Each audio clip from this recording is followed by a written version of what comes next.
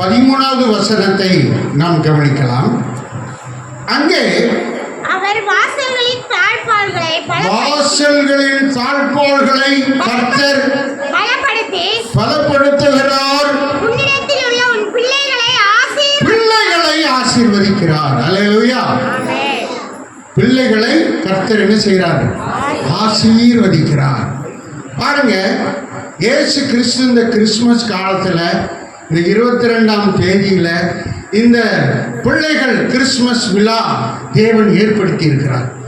ஏற்படுத்தி எல்லாரையும் வர வச்சு ஆண்டவர் அவருடைய சமூகத்தில் மகிழ்ச்சியாக்குகிறார். ஆமென். அல்லேலூயா. எல்லாரும் ஒரு அல்லேலூயா சொல்லுங்க. பிள்ளைகளை ஆசீர்வதிக்கிறார். பிள்ளைகளை ஆசீர்வதிப்பதற்கு தேவன் விருப்பமாய் இருக்கிறார். உங்க எல்லாரையும் கூப்பிட்டு என்ன செய்றாரா? ஆசீர்வதிக்கிறார். அல்லேலூயா. நீங்க ஆசீர்வதிக்கப்பட வேண்டியது மிக முக்கியமாக இருக்கிறது. பிள்ளைகள் ஆசீர்வதிக்கப்பட்டால்தான் பிற்காலத்தில் அவங்க நல்லா இருப்பாங்க, சுகமாக இருப்பாங்க, வாழ்ந்திருப்பாங்க, நல்ல மேன்மையை அடைவாங்க. பிரியமான தேவன் ஆசீர்வதிக்கும் போது அதுல வித்தியாசமான ஒரு உயர்வு கிடைக்கிறது. ஆமென்.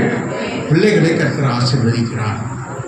இயேசு கிறிஸ்து பிரசங்கம் பண்ண ஸ்தோத்திரம் பூமியில இருந்தபோது பிரசங்கம் பண்ணி கொண்டிருந்தார். அவருடைய பிரசங்கத்தை கேட்க நிறைய பேர் வந்தாங்க.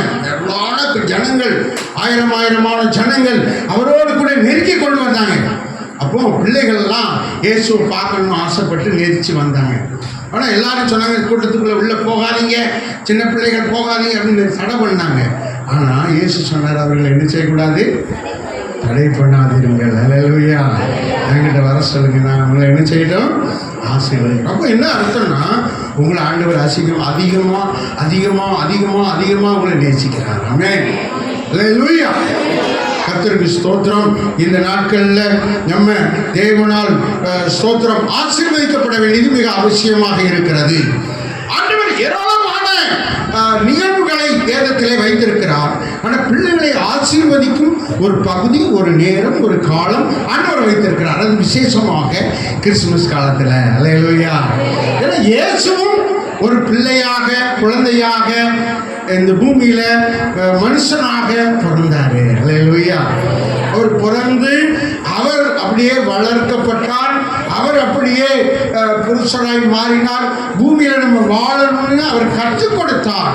எல்லாருக்கும் போதித்து கற்றுக் கொடுத்தார். அதன் அடிப்படையில் தான் உலகம் முழுவதும் இயங்கிக் கொண்டிருக்கிறது. அல்லேலூயா. பாருங்க, நம்ம ஆண்டவர் எவ்வளவு நல்லவர், எவ்வளவு நல்லவர். ஆமென். கரந்தட்டி ஆண்டவருக்கு ஒரு ஸ்தோத்திரம் சொல்லுமா? ஆமென். அல்லேலூயா. கர்த்தருக்கு ஸ்தோத்திரம். அல்லேலூயா. உபாகமம் 1ஆம் அதிகாரம் 39ஆம் வசனம். வேகமாக எடுத்தவங்க வாசிங்க. உபாகமம் 1:39. வேதம் சொல்லுகிறதை நாம் கவனிப்போமாக. ஆமென். கர்த்தருக்கு ஸ்தோத்திரம். வாசிங்க. 1:39. அல்லேலூயா. நியாயாதிபதிகள் 13:12. அடுத்தவங்க அதை எடுத்து வச்சுக்கோங்க. அடுத்த முறை அதை வாசிப்போம். இப்பொழுது உபாகமம் 1:30.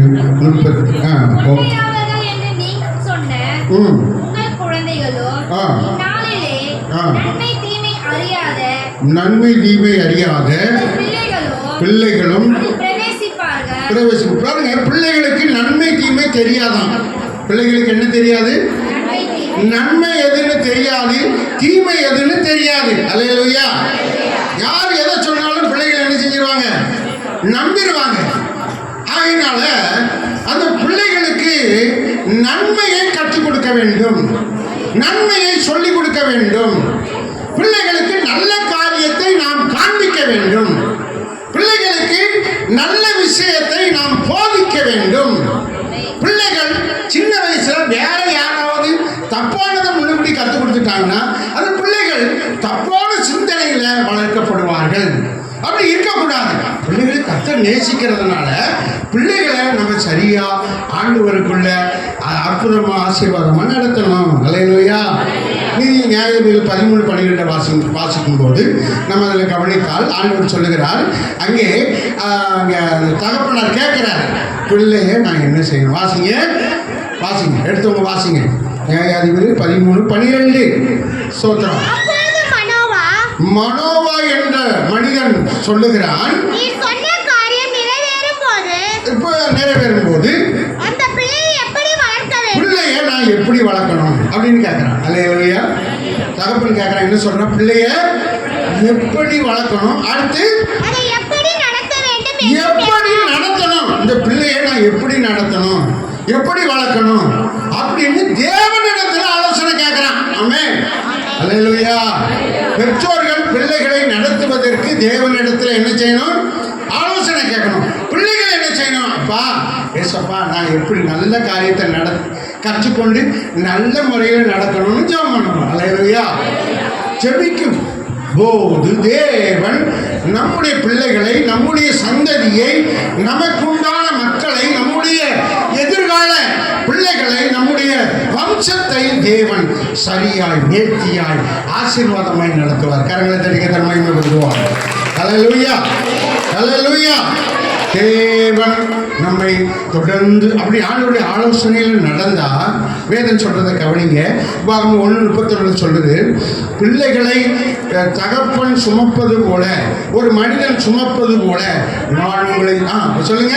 ஒரு மனிதன் தன் பிள்ளையை சுமந்து கொண்டு போவது போல, ஒரு மனிதன் பிள்ளையை சுமந்து கொண்டு, பிள்ளைய மனுஷன் சுமந்து நடத்துகிறான். ஒவ்வொரு தகப்பனும் ஒவ்வொரு தாயும் பிள்ளைகளை என்ன செய்றாங்க? சுமந்து நடத்துவது போல நீங்கள் இவ்விடத்திற்கு வருகிற வரைக்கும் நடந்து வந்த வழிகள் எல்லாவற்றிலும் உங்கள் தேவனாய கர்த்தர் உங்களை சுமந்து நடத்துகிறார். அல்லேலூயா. ஒரு அல்லேலூயா சொல்லுங்க. நம்மளெல்லாம் யாரு சுமந்து நடத்துறாங்களா?